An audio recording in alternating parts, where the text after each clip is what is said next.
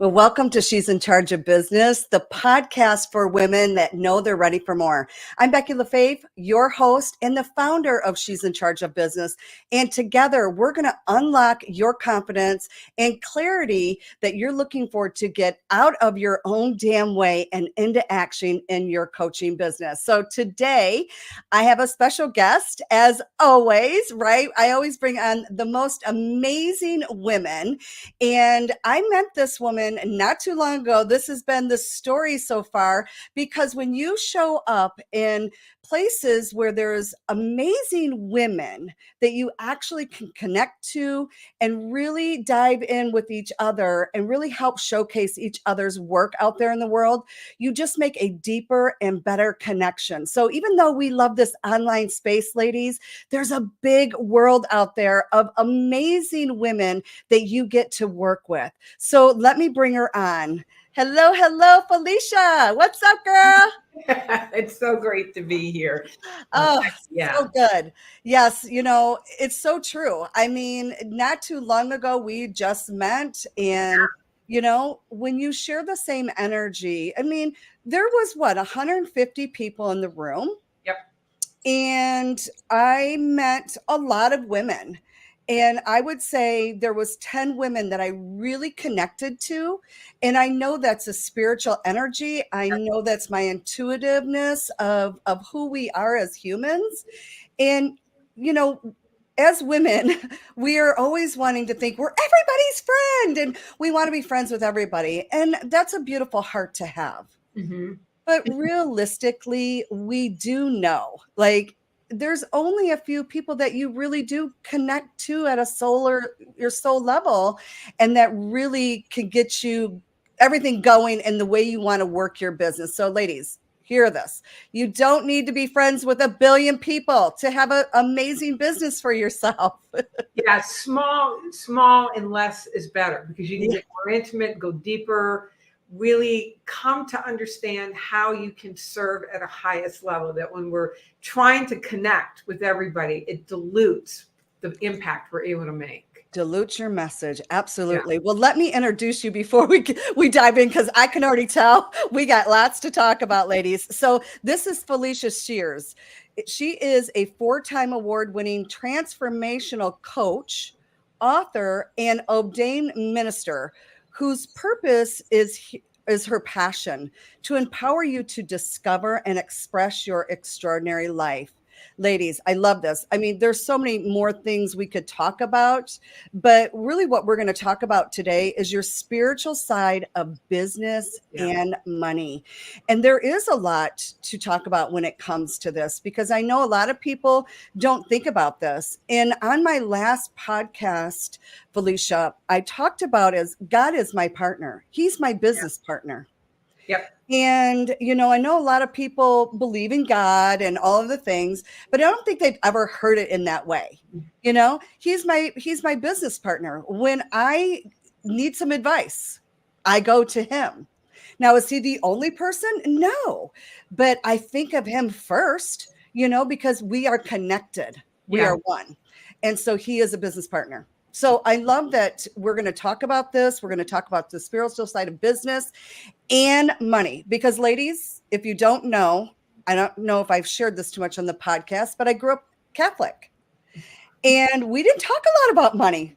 Felicia, you too. Okay, wonderful. So, we didn't talk a lot about money, and money was kind of shameful. It didn't grow on trees. We heard all the same things, right? And of course, I've grown past that from educating myself over the years. And really, what was God saying about money, which isn't really talked about hardly anywhere. So I love that we're going to talk about this today. So welcome. I'm so excited to be able to share my audience with you. Yeah, thank you, Becky. Really, really happy to be here. So where do you want to jump in? Okay, so I got some questions. Okay. And so let's dive into them. So what do you mean by the spiritual side of business and money? So my audience really can understand at the core level, what does that really mean for somebody? Yeah, so often our business, becomes very tactical, right? It's the thing that we get up and we, as an entrepreneur, you put your head down, you do what's right in front of you, and you do the deed, and you're, trying to build business. And I think, my sense is with your audience, Becky, that there's an underlying purpose for it as well, right? And there's a spiritual element to purpose. And if we can take it deeper and understand first and foremost that you are a living, evolving being, that you are this dynamic, brilliant being who's created a beautiful level of success. And guess what? Life is not done with you yet. That there is literally a life force energy that's moving through you and that actually gave you the desire for that dream, gave you the desire for the business. And so you're not, you say that you bring God as your co-pilot, or, you go to God first. God came to you first with this Absolutely. desire to serve through this business. So when we really get in touch with the divine design of your dream, that the origin is a divinely designed desire expressing through you by means of your business, then we understand that as we're building our business, we're actually serving this life force energy. The other thing to understand is that the purpose of the dream, the purpose of the desire for the business, yes, you're going to build your business and you're going to build a better life. But it's to understand that no matter where you are in terms of your level of success and your own growth and your own awareness, that we are these unlimited beings with just brilliant capacity to create anything. And the only thing life force energy has to wake us up to more of our capacity is a desire for more. So when you answer the call for more, you're actually answering the call for the growth that this source energy is wanting to expand and express through you and by means of you. So that's what I mean by the spiritual side of business, is that we're serving this desire with our business, understanding the nature of our desire, and that we are growing into an even better version of ourselves by stretching and moving into places in our business that scare us to death, excite us and scare us to death all at the same time. Absolutely, 100% over here. It's like, if I'm not scared to death, sometimes I'm like, am I doing this thing right? Like, I literally will say this to me. If it's feeling too normal, I'm like, because I was just talking to Kathleen that from the conference, we went and had lunch. And, I said, I've always had a calling, and we all have this calling, but are you listening? A lot of people are not listening, but, most women that we talk to are actually listening because they are wanting to grow, build, and move forward. And so as a little girl, I've always had this calling on my heart to work with women in some form of action. So my whole life has been about women and, having really big and deep conversations around a lot of different things in our life. And, it's so funny that we're talking about this because going from one thing. So a lot of women that we talk to, and you can speak on this, is, let's say, we're at this age and, we've had big careers. And now we hear a bigger calling, and we're, like I said, we're being pushed to move forward. We're wanting more. And so we hear the calling and we're not really sure what it is, but we know there's something more for us. Right. And so we're tiptoeing in, right? Because it's like, oh, wait a minute. Like, I've been really successful over here and I like it and I'm a little comfortable, but there's something saying in my heart, like, jump, you can do this, but you're scared. What is that? What is that? Is it a holding pattern? What would you call that? Well, so I call it the resistance, right? That there's a part of us that wants to move forward. There's a part of us that knows that there's more to us than what we've come to discover about ourselves up to this point. That's source energy. That's God. That's universal intelligence, whatever name you want to give it, seeking more expression through you and by means of you. It's seeking to wake us up to more of who we are created to be in the form of that, what starts out as a vague desire. And then when you really give it attention, you allow it to form into a very clear vision and dream.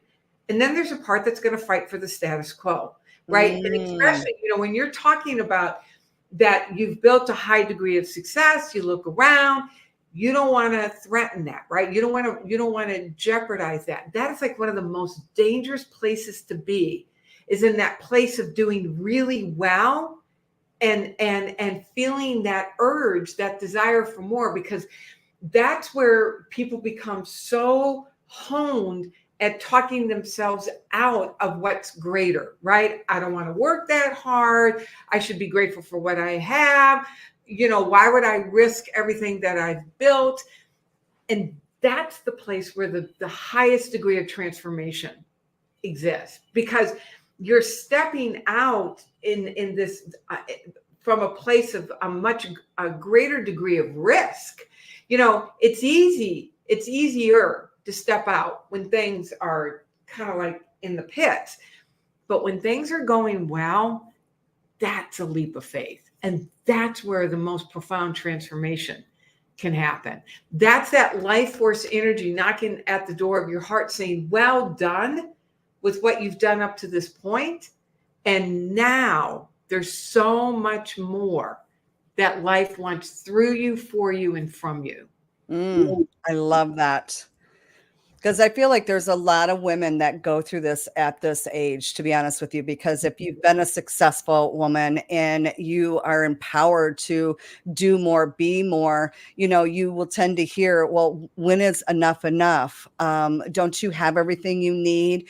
It's Yeah. like this society thing, like you don't deserve more, or you don't desire more, or what's wrong with that piece? And that's not talked a lot about, because growing up as a Catholic little girl, it's like enough is enough, you don't need any more. You have these drilled in you for so long. And I remember being out there on social media doing something, and somebody said, how much more do you need, Becky? I'm like, is Somebody said that that to me as well. I Yeah. go, it's something else, right? I was just like, wow, that's interesting that you are limited. I'm not limited to anything. Like, you're limiting yourself and projecting that on me, um, so it's interesting when you hear what other people say to you. It's just a projection of how they're feeling and thinking. And that's something that you can own or not own. It's up to you, right? And so I think always learning, growing, being aware, like you said, a lot of times it's just you're not aware Yeah. of it. Well, and the thing to understand is that we're not just limiting ourselves, we're limiting God. Because when we shut down how much good we will allow ourselves to experience, we're shutting down the creative process, right? Mhm. We're denying that we are these unlimited beings with an unlimited capacity to create. It's like we're negating that. We're wiping that away. And then we're shutting down the power of God, this life force energy working through us. And if we can keep coming back to that, this is a divinely designed desire, and that the purpose of that desire is to help us discover more of who we are created to be. And along the way, we can increase and enhance our abundance, then we understand that it is of highest service to continue to lean into that dream, that desire. It is the way that we bring our greatest contribution. And, I look, sounding like that we had a fairly similar background. One of the things that I learned was that poverty was the way to God, that there Yes. was nobility in poverty, right? You carried your cross, you suffered for God, right? And the thing about it is that when you're suffering like that, you're of no good to anybody. That when you're wondering how you're going to pay your light bill or how you're going to put food on the table, you do not have access to your brilliance to then be able to serve.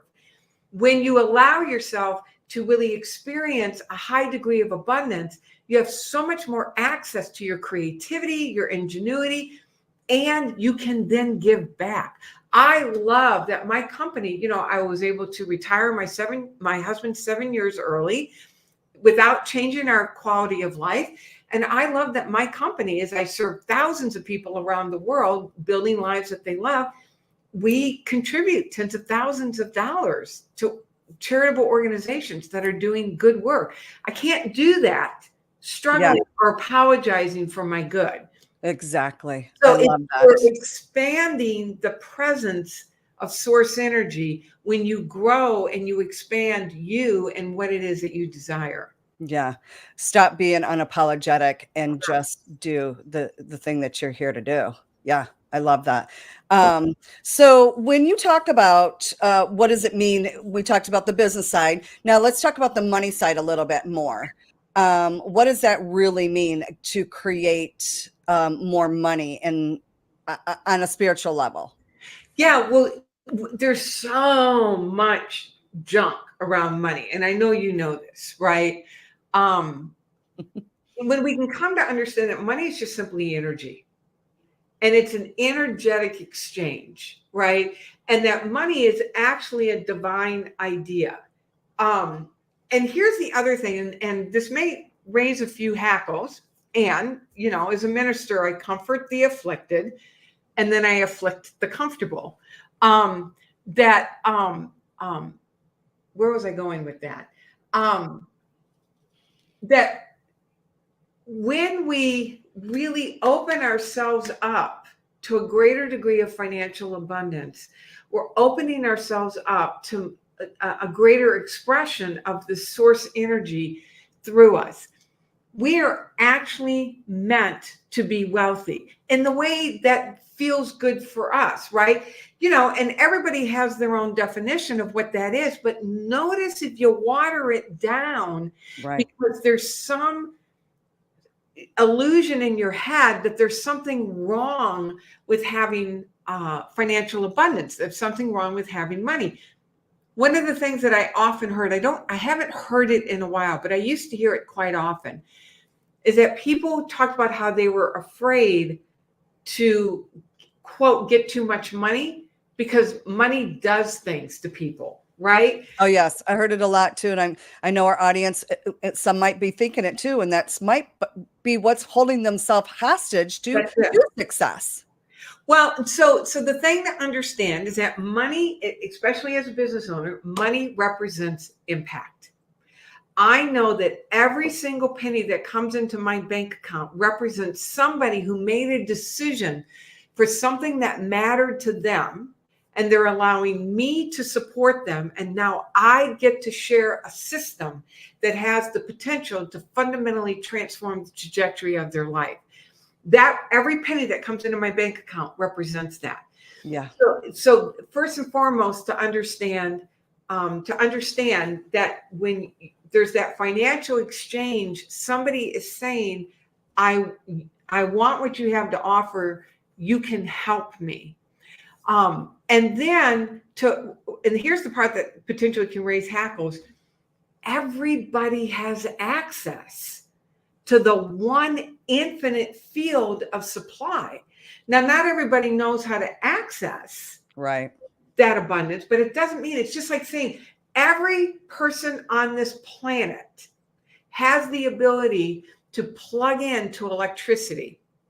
Doesn't mean that everybody has it right there where they are, but the availability is there. And so when you can take a stand for whoever it is that you're talking to and inviting them to work with you, see them in the truth of who they are as this amazing being connected to this one source and has the ability to tap into this field of energy for themselves as well, that nobody is left out of this abundant experience that universal intelligence provides for us. I love that. Yeah, it's the truth too. And we see it over and over. And so I believe that, it's tapping into yourself, realizing that you do have it just like everybody else does, and figuring your job is to figure out how to move forward and figure out the piece that is for you. And like you said, like, you know what? Some people want to be billionaires. Some people don't.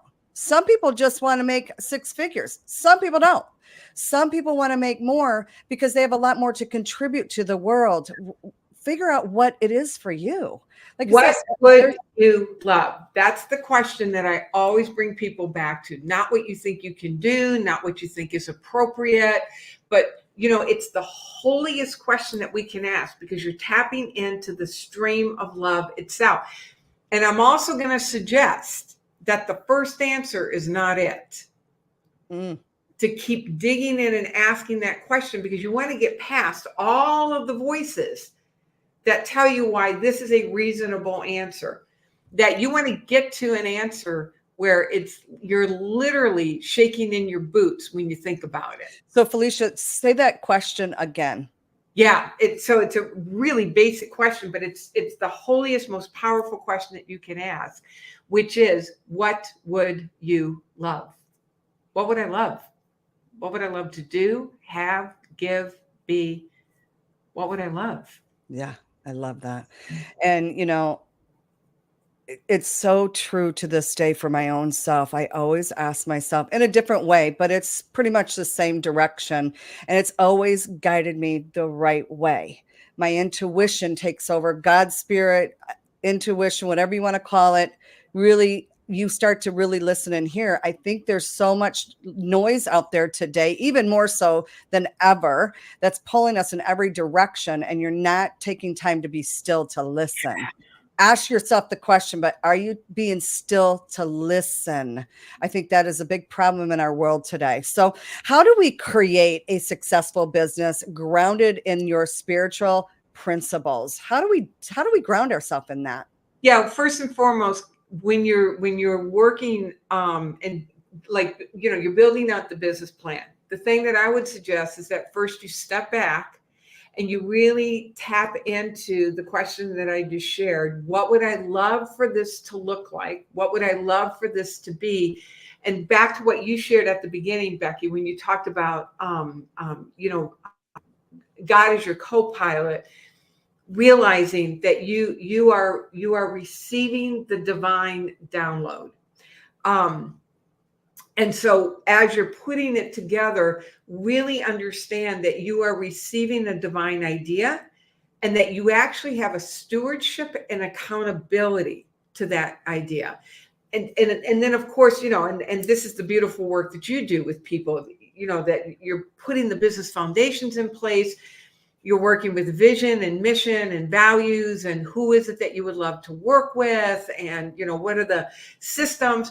All of that now becomes in service to the divine design, which is now in service to the people that you are meant to serve. And most importantly, it now becomes in service to this life force energy. So that would be like the place to start. What would I love to build, knowing that you are now partnering with this divine essence expressing through you? Yeah. Fantastic. That was a great way to put it. I love that. So where do we start? How does that all begin?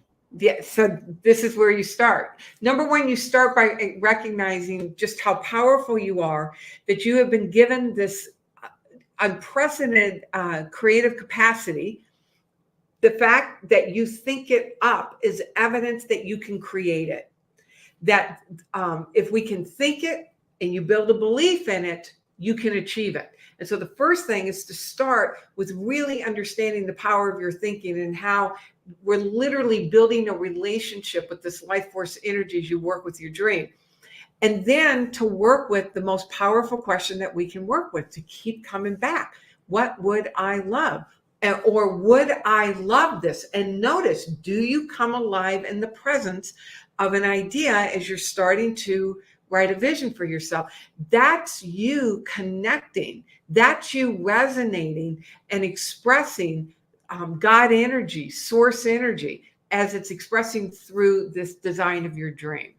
Yeah, I love that because, people say, well, I'm just not motivated. I'm like, okay, first of all, you shouldn't have to feel motivated. you know, Not every day do you wake up and I'm so excited. Like I wake up and I'm excited for the day because I know what I've got going on and I know what I'm working towards, right? But am I motivated every day? No, but there's that, like you said, that divine pull, that divine knowing. Do I love what I'm doing? Is it all what you just spoke about? It doesn't need motivation. It is already within. Would you That's it. agree with that? Like the divine engine, right? Where you're not having to psych yourself up to do something. That there's an energy of humility and vulnerability, because you're making yourself vulnerable to this divine presence. And then there's a humility in realizing that you really are being used, that your intelligence is the instrument of a higher intelligence. Your dream is the catalyst for a higher force, a higher power to express through you. And so it moves from being, quote, motivated to this deep, reverent humility of serving with this business that's expressing through you. Yeah, I love that.